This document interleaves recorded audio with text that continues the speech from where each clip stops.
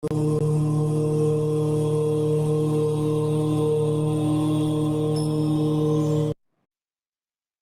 दर्शकों का बहुत बहुत स्वागत। तुला राशि की बात करेंगे। नंबर एक, आपके लिए बड़े महत्वपूर्ण विषय है और ये आपको बताना इसलिए आवश्यक है क्योंकि 28 जुलाई से 13 सितंबर तक जो मंगल का प्रकोप या इसके उपद्रव या इसके साइड इफेक्ट आपको देखने को मिल रहे हैं या मिलेंगे, उस पर एक छोटी सी गंभीर चर्चा इसलिए आवश्यक है क्योंकि आप कुछ अगले महीने कुछ प्रिकॉशंस ले सकें।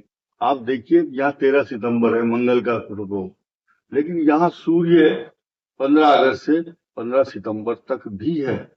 तो सितंबर से सितंबर का मैच मिलाइए, 2 दिन का डिफरेंस है और इसके साइड इफेक्ट अलग होंगे, इसके अलग होंगे।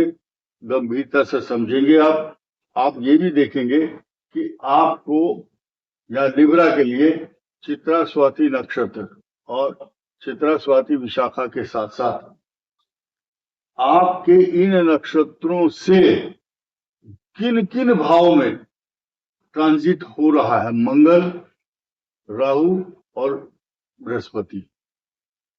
चित्रा का मंगल, स्वाति का राहु और विशाखा का बृहस्पति। इनकी तीनों की पोजीशन भी समझनी जरूरी होती है क्योंकि इनका बेस जो है तुला राशि से जुड़ा हुआ है। क्यों जुड़ा हुआ है? क्योंकि आपका बृहस्पति विशाखा का है, स्वाति का है राहु पंचम भाव, संतान, बुद्धि, ज्ञान, विवेक, एजुकेशन और दूरदर्शिता और प्लानिंग। ये राहु गड़बड़ करता है, लेकिन बृहस्पति संभालता भी है इसको। एक एक चीज को समझिए धीरे धीरे, और ये भी समझना होगा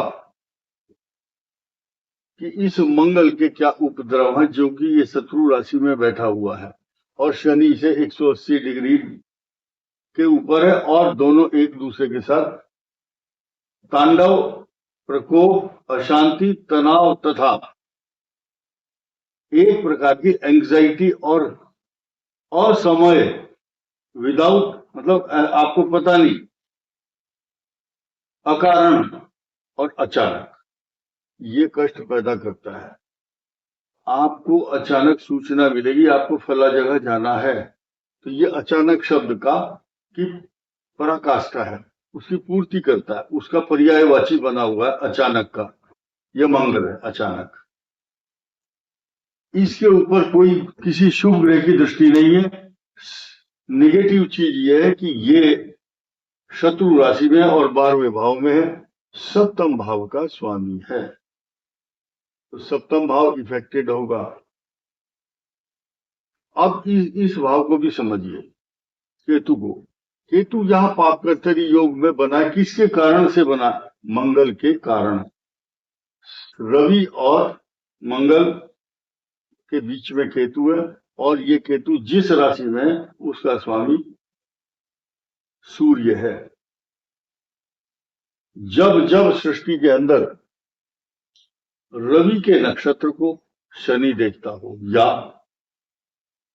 इसके अलावा अब ये देखिए बृहस्पति, ये शनि की दृष्टि है यहाँ 2 नंबर पर। यहाँ कृत्तिका नक्षत्र भी छुपा हुआ है और वो सूर्य का है, शनि की यहाँ दृष्टि है।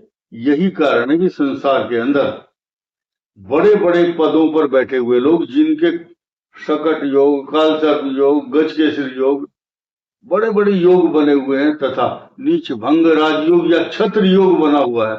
तो छत्र कहां से आता है? सूर्य छत्र सिर पर छाता या छत्र सिंहासन और मुकुट का प्रतीक है। शनि से दृष्ट है यहाँ पर कृत्तिका नक्षत्र का नक्षत्र।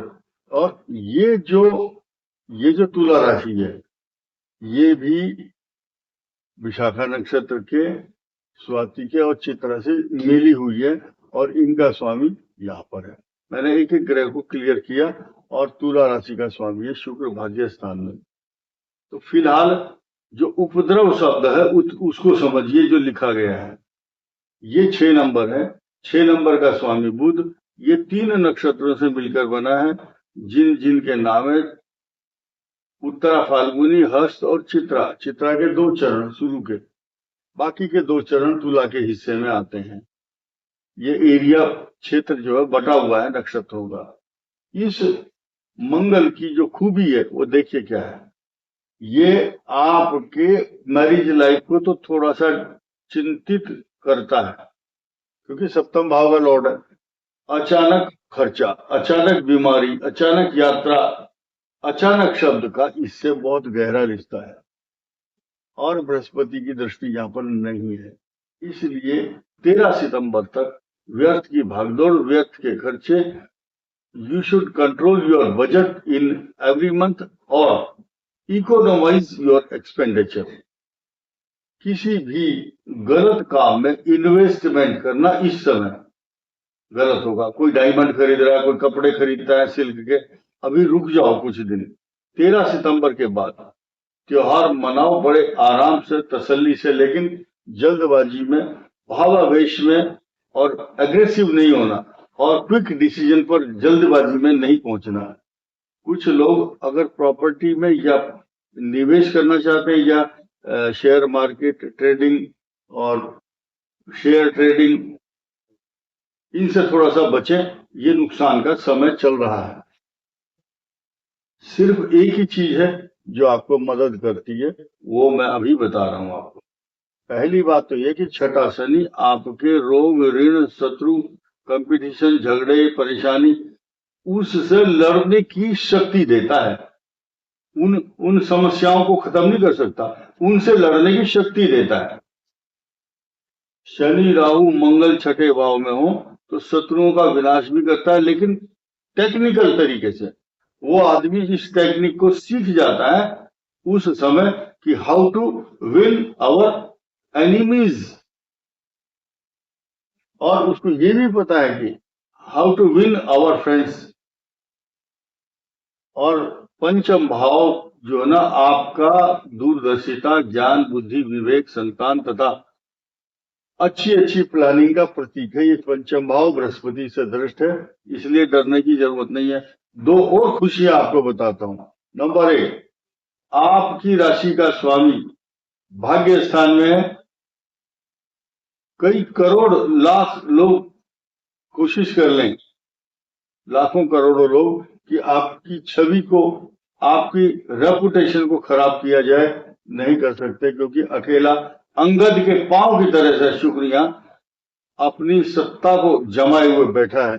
बृहस्पति की दृष्टि इस भाव को मजबूत तो करती है, लेकिन तुला पर पूर्ण दृष्टि है, इस भाव पर पूर्ण दृष्टि है, और आपके संतान, विद्या, ज्ञान, बुद्धि, विवेक, संतान भाव सब अच्छा है। दूरदर्शिता, अच्छी प्लानिंग तथा कार्य करने की क्षमता। और ये जो भाव है, यहां से छठे भाव में सूर्य, सप्तम केतु, अष्टम मंगल, तो संतान के स्वास्थ्य से जुड़ी हुई समस्याएं तो रहेंगी, संतान के लिए कष्टकारक। यहां से छठा, पंचम से छठा, पंचम से सप्तम, पंचम से अष्टम, ये मंगल के दुष्प्रभाव, साइड इफेक्ट अभी आपको 13 सितंबर तक देखने को मिलेंगे। तब तक आप स्वस्थ रहिए, मस्त रहिए, और सबसे अच्छी बात यह, गौ सेवा के लिए गौशाला में खड़े होकर के एक मंत्र पढ़िए। कोई भी एक मंत्र, गायत्री मंत्र हो, या आपके इष्ट देवता, कुल देवता, पितृ देवता, या गुरु मंत्र, जिसे बहुत से लोगों ने आजकल अपने गुरु बनाए हुए हैं, अपने अपने अलग पर्सनल गुरु हैं। हम किसी के गुरु नहीं बनते और ना हैं।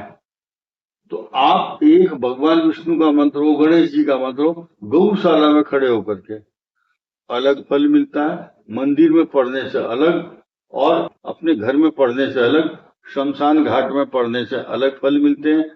तो स्थानम प्रधानम यत् पिंडे तत् ब्रह्मांडे, स्थान की प्रधानता है और मंत्रों की महानता। कुछ मंत्र ऐसे हैं